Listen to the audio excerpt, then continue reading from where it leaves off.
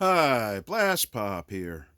I'm following up on my earlier video about Breakout, 1st Panzer Army, published by Decision Games, designed by Ty Bomba.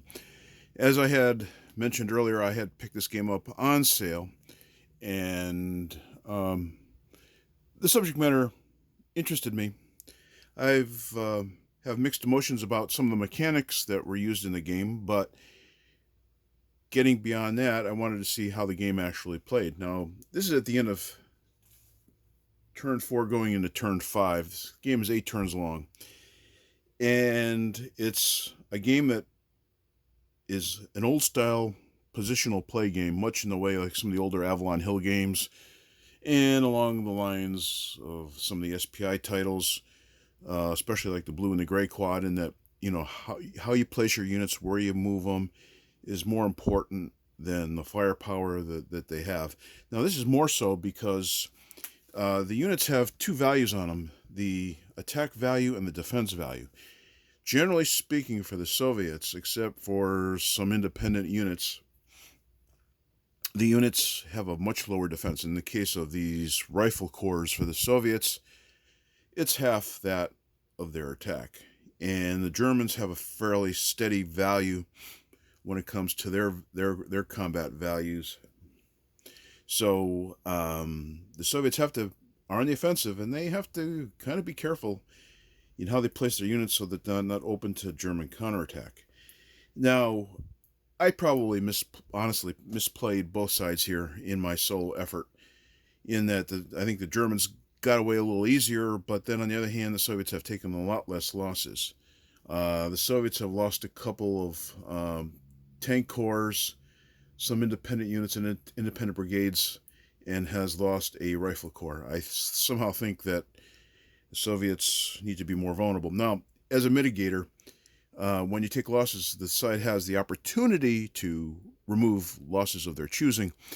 And a lot of these weaker units here are good choices for losses because all of their one step, and these ones have a fairly good defense value for their attack value in comparison.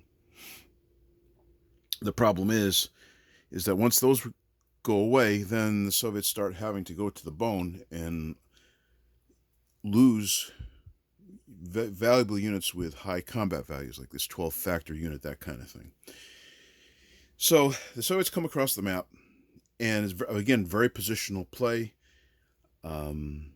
And the main quibble I have with this game is the Soviet setup. As I mentioned earlier, it's just like everything just spews forth out of Pandora's box and goes on the offensive.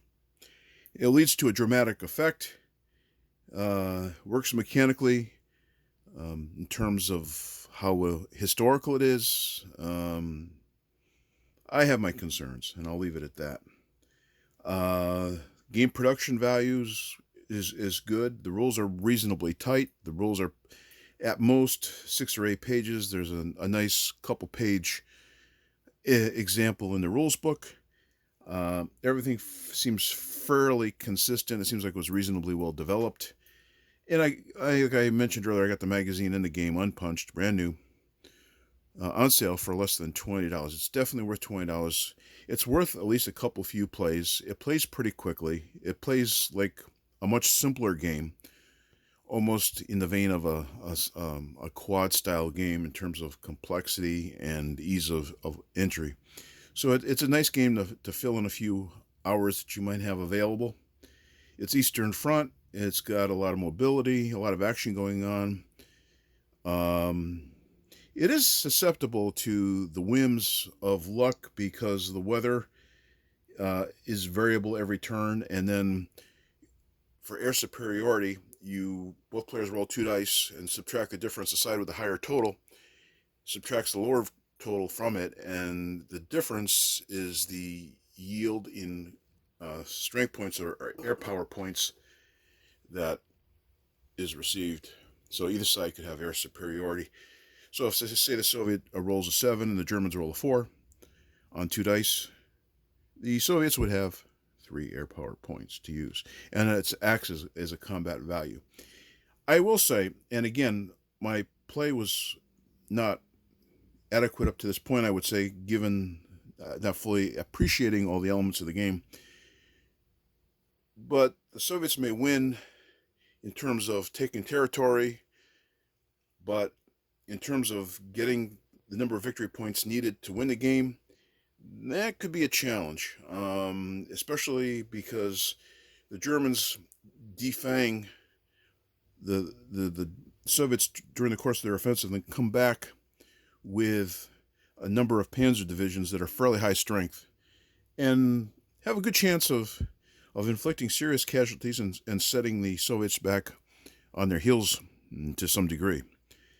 The weather is variable, as I mentioned. You can have storms where the zones of control disappear. You have frost where you have an increased movement allowance. And then you have a thaw, which is sort of like your moderate movement allowances.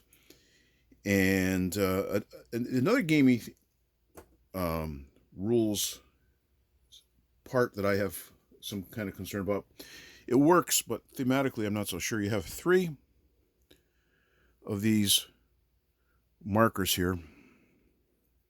And basically, they allow the Germans to move through them and the equivalent of what would be their zone of control, the hex plus the 6 hexes surrounding it, the ability to move for free and over terrain. Additionally, so they could move several hexes through very difficult terrain for free, and it's rationalized in the designer's notes or the game notes along the way that the Germans had a lot of stuff in place and they could move relatively easy because essentially they were prepared, for the lack of a better way of putting it. And additionally, the standard rules have whenever you cross a river, you roll a die, and if you roll 1, there's no additional cost to cross the river. If you roll 6, it could be upwards of 3 extra movement points to cross a river. And so it's like whether you've got the jump on the defender, whether you captured a bridge or not, it captures some uncertainty. Or if you don't like that rule, it's just 3 additional movement points to cross a river. It does add a little ristage by having to roll the dice to cross a river. And I'm not sure it adds a whole lot to the gameplay. I think a lot of people, given the randomness of the air power and the weather, may opt to go with the 3 extra movement points to cross a non-frosted river or a weather frost, because when you cross during frost turns, the cost is eliminated. And that was the other thing is all the turns I played that I had to roll for were frost. But, I mean, you could get a storm and you could have a wild and woolly battle. So I foresee that each game, while generally following a certain course, will be highly variable from the previous game you played. So it's worth experimenting with, see what can happen. I don't think this is a game that's going to be one of your top games in your collection, but it's certainly, I think, worth getting, especially at a sale or discount price. Not bad for a magazine game. And it's reasonably well designed. So it gets my approval in terms of playing it. I'm going to continue to play it again. This is a game that I'll probably pull out every few years and give a go when the mood suits for me. So anyway, please comment, like, and subscribe. This has been Blastpop. Bye.